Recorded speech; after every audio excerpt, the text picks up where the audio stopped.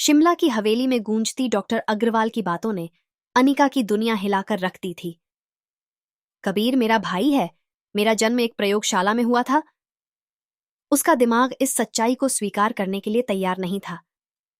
राहुल, करण और विक्रांत भी अवाक थे।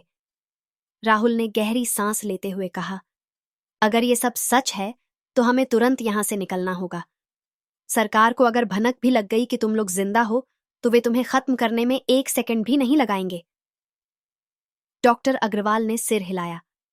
अब बहुत देर हो चुकी है। वे पहले ही हमारे करीब आ चुके हैं। डॉक्टर अग्रवाल की बात खत्म होते ही हवेली के बाहर तेज गाड़ियों के ब्रेक लगने की आवाज आई।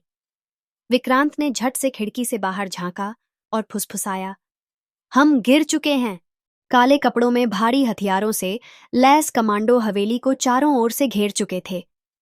कबीर ने दांत भींचते हुए कहा, हम यहां से बाहर नहीं निकले तो मारे जाएंगे। डॉक्टर अग्रवाल ने लैब के एक गुप्त दरवाजे की ओर इशारा किया। ये सुरंग तुम्हें पहाड़ियों के दूसरी तरफ ले जाएगी, लेकिन तुम्हारे पास सिर्फ 10 मिनट हैं। अनिका अब भी सुन्न थी, लेकिन राहुल ने उसका हाथ पकड़कर कहा, सच का सामना बाद में करना, पहले जिंदा रहना जरूरी है। सबने सिर हिलाया और तेजी से गुप्त रास्ते में घुस गए। सुरंग अंधेरे और नमी से भरी हुई थी।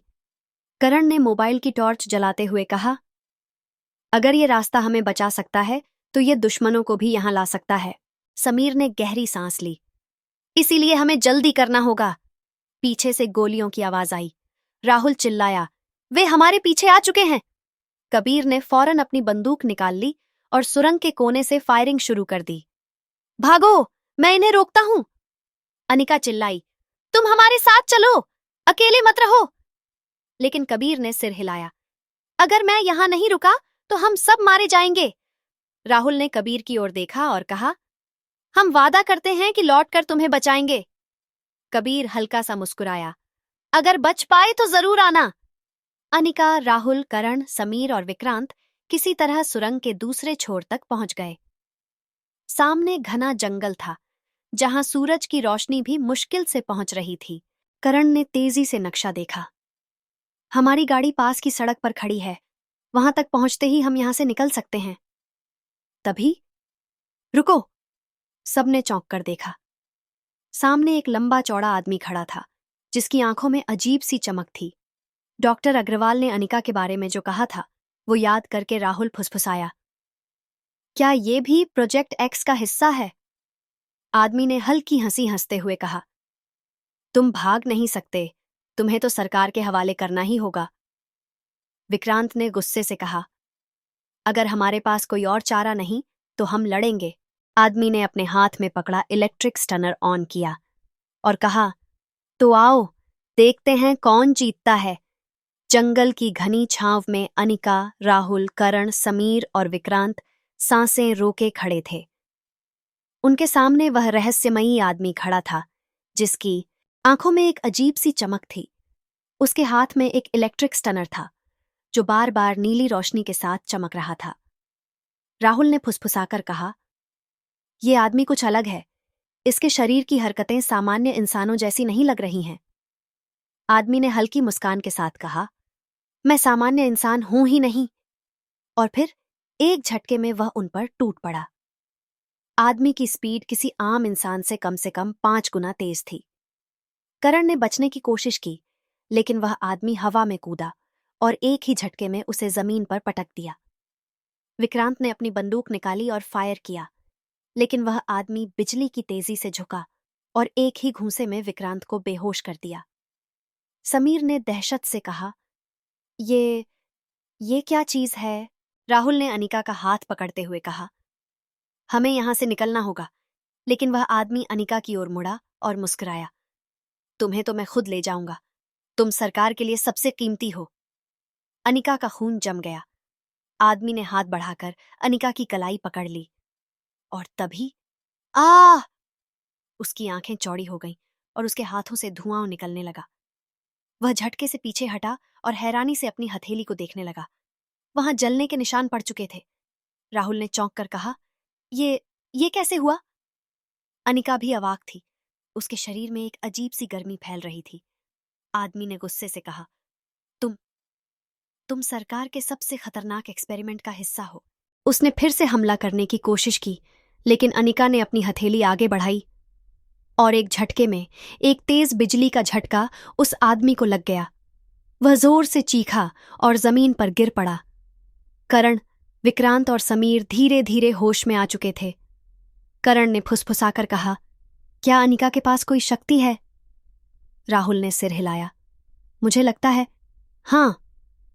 आदमी दर्द से तड़प रहा था, लेकिन उसकी आंखों में डर नहीं था, बल्कि हैरानी थी। उसने कराहते हुए कहा, तुम्हें पता नहीं कि तुम क्या हो अनिका, लेकिन मैं तुम्हें बता सकता हूं, अगर तुम मुझे जिंदा छोड़ दो। अनिका ने एक पल सोचा, फिर सिर हिलाया। बोलो। आदमी ने धीमी आवाज में कहा, तुम सिर्फ प्रोजेक्ट एक्स का हिस्सा नहीं हो, तुम इस पूरी योजना की मुख्य कुंजी हो। सरकार ने तुम्हें बनाया था, लेकिन फिर उन्हें एहसास हुआ कि तुम बहुत शक्तिशाली हो सकती हो, इसीलिए उन्होंने तुम्हें खत्म करने का फैसला किया। विक्रांत ने गहरी सांस लेते हुए कहा, इसका मतलब सरकार हमारी दुश्मन है? आदमी ने सिर हिलाया। हर कोई नहीं, लेकिन वो लोग जो इस प्रोजेक्ट को कंट्रोल कर रहे हैं, वो तुम्हें कभी जिंदा नहीं छोड़ेंगे। अनिका की आंखों में आंसू आ गए। तो मैं कौन हूं? मैं इंसान हूं या कुछ और? आदमी ने एक आखिरी बात कही, अगर सच जानना चाहती हो तो दिल्ली वापस जाओ, वहां एक शख्स तुम्हारा इंतजार कर रहा है। राहुल ने पूछा, कौन? आदमी ने कहा, तुम्हारे बच्चों का असली पिता। और इसके बाद उसकी सांसें थम गईं। शिमला के जंगल से बचने के बाद अनिका और उसकी टीम दिल्ली जाने के लिए तैयार थी। अब सवाल सिर्फ यह नहीं था कि वे सरकार से कैसे बचेंगे, बल्कि यह भी था कि दिल्ली में उनका इंतजार कर रहा वह आदमी कौन था, जिसे उनके बच्चों के असली पिता के बारे में पता था। राहुल ने कार स्टार्ट करते हुए कहा, हमें बहुत सतर्क रहना होगा। अगर सरकार को भनक भी लग गई कि हम दिल्ली जा रहे हैं, तो वे हमें घेर लेंगे। करण ने नक्शे पर एक वैकल्पिक रास्ता देखा और कहा, अगर हम हाईवे से न जाकर गांव के रास्तों से जाएं, तो हमें पकड़ना मुश्किल होगा। अनिका अब भी खामोश थी। उसके दिमाग में सिर्फ एक सवाल था, मेरे बच्चों का असली पिता कौन है? रात के अंधेरे में उनकी गाड़ी तेजी से आगे बढ़ रही थी, लेकिन तभी बूम! एक जोरदार धमाका हुआ और उनकी गाड़ी जोर से झटके के साथ घूम गई। विक्रांत ने घबराकर चिल्लाया, हम पर हमला हुआ है। राहुल ने मुश्किल से गाड़ी को कंट्रोल किया और देखा कि पीछे 2 काली एसयूवी उनका पीछा कर रही थीं।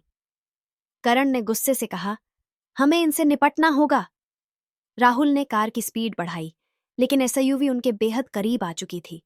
और फिर तड़ तड़ तड़ पीछे से गोलियों की बौछार शुरू हो गई।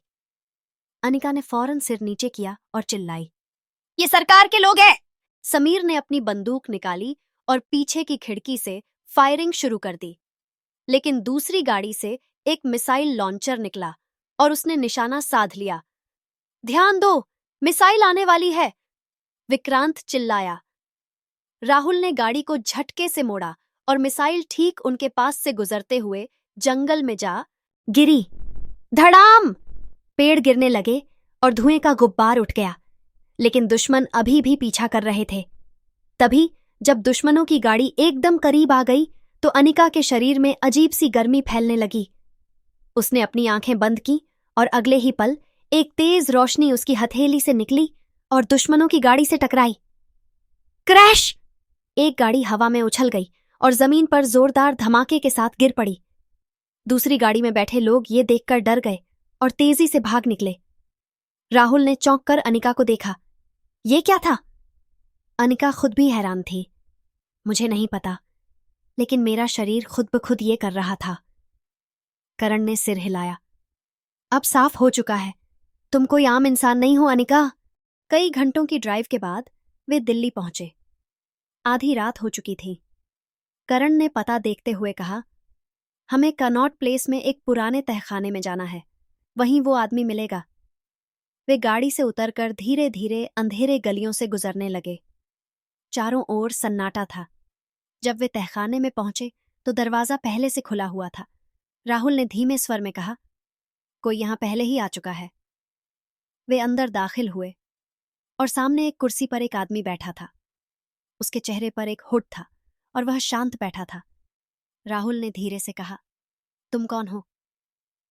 आदमी ने धीरे से अपना हुड हटाया और जैसे ही उसका चेहरा सामने आया, अनिका की आंखें चौड़ी हो गईं। तुम? तहखाने की घुप अंधेरी दीवारों के बीच एक अकेला बल्ब टिमटिमा रहा था। उसके नीचे बैठा आदमी धीरे धीरे अपना हुड हटा रहा था। जैसे ही उसका चेहरा सामने आया, अनिका की आंखें चौड़ी हो गईं। तुम? ये कैसे हो सकता है? राहुल, करण, समीर और विक्रांत भी अवाक थे। सामने बैठा आदमी कोई और नहीं बल्कि कबीर था। वही कबीर जिसे उन्होंने जंगल में छोड़ दिया था और जिसे वे मरा हुआ मान चुके थे। कबीर, तुम जिंदा हो? विक्रांत हैरान था। कबीर ने एक गहरी सांस ली और कहा, हाँ, और मेरे पास तुम्हारे लिए कई जवाब हैं। कबीर ने धीरे धीरे बोलना शुरू किया। मैं सिर्फ तुम्हारा दोस्त नहीं हूं अनिका, मैं तुम्हारे जीवन के सबसे बड़े राज्य से जुड़ा हूं। अनिका की सांसें तेज हो गईं। कबीर ने आगे कहा, तुम पूछ रही थी कि तुम्हारे बच्चों का असली पिता कौन है ना? उसने गहरी नजर से अनिका की ओर देखा और कहा, तुम्हारे बच्चों का पिता कोई और नहीं, मैं हूं। कमरे में सन्नाटा छा गया। राहुल, करण, विक्रांत और समीर ने अविश्वास से कबीर को देखा। अनिका का चेहरा सफेद पड़ गया। ये मजाक है? कबीर ने सिर हिलाया। नहीं, ये सच है। अनिका की आंखों में आंसू थे। लेकिन ये कैसे हो सकता है? मैंने तो कभी किसी के साथ। कबीर ने गहरी सांस ली। यही तो रहस्य है अनिका, तुम सामान्य इंसान नहीं हो। तुम्हें वैज्ञानिकों ने प्रोजेक्ट एक्स के तहत तैयार किया था, लेकिन जब उन्होंने देखा कि तुम में अद्भुत शक्तियां विकसित हो रही हैं, तो उन्होंने तुम्हें खत्म करने की योजना बनाई। लेकिन तुम बच गई। अनिका अब भी कांप रही थी। तो मेरे बच्चों का इस सब से क्या लेना देना? कबीर ने कहा। तुम्हें याद है 6 साल पहले तुम अस्पताल में थी? अनिका ने धीरे से सिर हिलाया। उस दौरान तुम्हारे शरीर में कुछ ऐसे प्रयोग किए गए जिनमें तुम्हारे डीएनए को मेरे डीएनए से जोड़ा गया। तुम्हें कभी बताया नहीं गया, लेकिन वैज्ञानिकों ने हमें आदर्श मानव बनाने के लिए एक गुप्त तकनीक का इस्तेमाल किया। राहुल ने गुस्से से कहा, मतलब अनिका की सहमति के बिना उसके साथ ये सब किया गया? कबीर ने सिर हिलाया। हाँ, और जब सरकार को एहसास हुआ कि तुम दोनों के डीएनए से जन्मे बच्चे असाधारण शक्तियों के साथ जन्म ले सकते हैं, तो उन्होंने तुम्हें मारने का फैसला किया। अनिका के होश उड़ गए। तो मेरी बेटी? कबीर ने हल्के से सिर हिलाया। तुम्हारी बेटी भी स्पेशल है, और तुम्हारा दूसरा बच्चा, वो अभी कहीं छिपा हुआ है। अनिका फुसफुसाई, तो मेरा बेटा जिंदा है? कबीर ने उसकी ओर देखा और कहा, हाँ, और सरकार उसे अपने कंट्रोल में लेने के लिए कुछ भी कर सकती है। अनिका के पैरों तले जमीन खिसक गई थी। राहुल ने गंभीर आवाज में कहा, अब हमें क्या करना होगा? कबीर ने चारों ओर देखा और कहा, हमें पहले अनिका के बेटे को ढूंढना होगा, वो सरकार के कब्जे में हो सकता है। करण ने कहा, लेकिन सरकार हमें हर जगह ढूंढ रही है। कबीर ने हल्की मुस्कान के साथ कहा, इसलिए हमें खुद को और ज्यादा खतरनाक बनाना होगा। विक्रांत ने फुसफुसाया, अब ये लड़ाई असली होगी। कबीर के खुलासे ने सब कुछ बदल दिया था।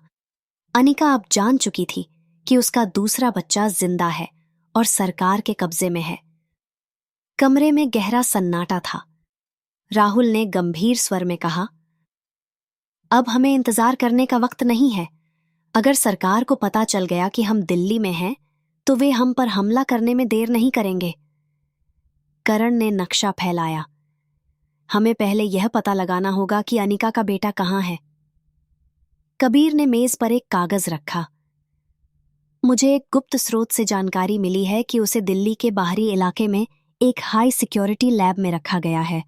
यह सरकारी लैब सिर्फ गुप्त मिशनों के लिए इस्तेमाल होती है। अनिका ने घबराकर पूछा, वो वहां सुरक्षित होगा ना? कबीर ने एक गहरी सांस ली और कहा, हमें यही पता लगाना होगा। रात के अंधेरे में वे सभी लैब की ओर बढ़ रहे थे। कबीर ने अपने स्पाई डिवाइस से सुरक्षा सिस्टम को स्कैन किया और फुसफुसाया, यहां सिक्योरिटी काफी कड़ी है, हमें बिना पकड़े अंदर जाना होगा। करण ने अपनी जेब से एक स्मोक ग्रेनेड निकाला और मुस्कुराया, चलो कुछ मजेदार करते हैं। उन्होंने एक रणनीति बनाई। 1. करण और विक्रांत सिक्योरिटी गार्ड्स को ध्यान भटकाने के लिए बाहर एक फायर अलार्म चालू करेंगे। 2. कबीर और राहुल वेंटिलेशन शाफ्ट से अंदर घुसेंगे। 3. अनिका सीधे कंट्रोल रूम में जाएगी और बच्चे की लोकेशन ट्रैक करेगी। जैसे ही करण ने अलार्म एक्टिवेट किया, पूरे कैंपस में अफरा तफरी मच गई। सुरक्षा टीम, तुरंत रिपोर्ट करो। गार्ड्स इधर उधर भागने लगे। उधर कबीर और राहुल शाफ्ट से अंदर दाखिल हो चुके थे। अनिका, जिसने अब अपनी शक्तियों को आंशिक रूप से समझना शुरू कर दिया था, बिना किसी डर के कंट्रोल रूम में जा घुसी। वहां लगे कंप्यूटर स्क्रीन पर कई सारी गुप्त फाइलें खुली हुई थीं। Project x, final stage. उसने जल्दी से फाइल खोली और पढ़ना शुरू किया। प्रोजेक्ट एक्स, अनिका के बेटे में असाधारण शक्तियों का विकास हो चुका है। उसके अंदर सुपरह्यूमन एबिलिटीज हैं। सरकार ने फैसला किया है कि उसे हथियार के रूप में विकसित किया जाएगा। एक बार जब वह पूरी तरह ट्रेन हो जाएगा तो उसे देश के लिए सबसे खतरनाक मिशन पर भेजा जाएगा। अनिका का दिल जोर से धड़कने लगा। नहीं, मैं अपने बेटे को उनका हथियार नहीं बनने दूंगी। उसी वक्त स्क्रीन पर एक लोकेशन ब्लिंक करने लगी। बेटा, वो बेसमेंट लेवल 3 में है। अनिका, कबीर, राहुल और बाकी टीम बेसमेंट की ओर भागे। जैसे ही वे वहां पहुंचे, उनके सामने दसियों गार्ड्स बंदूकों के साथ खड़े थे। रुक जाओ, वरना गोली मार दी जाएगी। लेकिन इस बार अनिका डरी नहीं। उसकी आंखें चमकने लगीं। उसने एक झटके में अपनी हथेली उठाई और तेज रोशनी फेंकी। धड़ाम! पूरा कमरा रोशनी से भर गया और गार्ड्स एक एक करके बेहोश होने लगे। राहुल ने हैरानी से कहा, ये क्या था? कबीर मुस्कुराया। अब अनिका अपनी असली ताकत को समझने लगी है। उन्होंने बेसमेंट के अंदर घुसकर देखा। सामने एक कांच के चैम्बर में एक छोटा सा बच्चा बैठा था। उसकी आंखें नीली चमक रही थीं। अनिका की आंखों से आंसू बहने लगे। बेटा! बच्चा धीरे धीरे उठा और अनिका की ओर देखा। लेकिन तभी बूम! पीछे से एक धमाका हुआ और लैब का सबसे बड़ा वैज्ञानिक डॉ मल्होत्रा अपने सुरक्षा कर्मियों के साथ वहां आ गया। अनिका, तुमने बहुत बड़ी गलती कर दी। डॉ मल्होत्रा मुस्कुराया और कहा, अब बहुत देर हो चुकी है। तुम्हारा बेटा अब हमारा है। बेसमेंट की अंधेरी लैब में एक तरफ अनिका अपने बेटे की ओर बढ़ रही थी और दूसरी तरफ डॉ मल्होत्रा अपने गार्ड्स के साथ खड़ा था। डॉ मल्होत्रा ने ठंडी हंसी हंसी। तुम सोचती हो कि तुम यहां आकर अपने बेटे को ले जा सकती हो? तुम्हें अंदाजा भी है कि वह क्या बन चुका है? अनिका ने गुस्से से कहा, मुझे फर्क नहीं पड़ता कि तुमने उसके साथ क्या किया है। वह मेरा बेटा है और मैं उसे ले जाऊंगी। मल्होत्रा ने एक बटन दबाया। अचानक बच्चे के शरीर के चारों ओर नीली रोशनी फैलने लगी।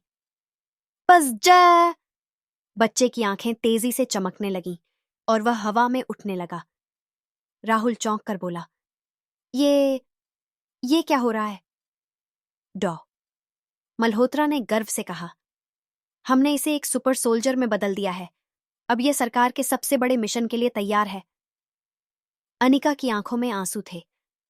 नहीं, मैं उसे जाने नहीं दूंगी। जैसे ही अनिका ने अपने बेटे की ओर बढ़ने की कोशिश की, एक जोरदार झटका लगा। धड़ाम! बच्चे ने अपनी छोटी हथेली से एक ऊर्जावान लहर छोड़ी, जिससे अनिका पीछे जा गिरी। मां! बच्चे की आवाज में एक मशीन जैसी गूंज थी। डॉ मल्होत्रा ने ठहाका लगाते हुए कहा, देखा, अब यह तुम्हारा बेटा नहीं, हमारा हथियार है। लेकिन तभी अनिका ने धीरे धीरे उठते हुए कहा, नहीं, एक मां अपने बच्चे को कभी खोने नहीं देगी। उसकी आंखों से आंसू छलक पड़े, लेकिन इस बार आंसू के साथ एक अजीब सी ऊर्जा भी जाग उठी। अनिका की पूरी बॉडी सुनहरी रोशनी में नहा गई। कबीर चौंक कर बोला, ये क्या हो रहा है? करण ने धीरे से कहा, ये मां की ताकत है। अनिका ने बच्चे की तरफ हाथ बढ़ाया और कोमल स्वर में कहा, बेटा, देखो मेरी तरफ, मैं तुम्हारी माँ हूं। बच्चे की आंखें एक पल के लिए झपकीं।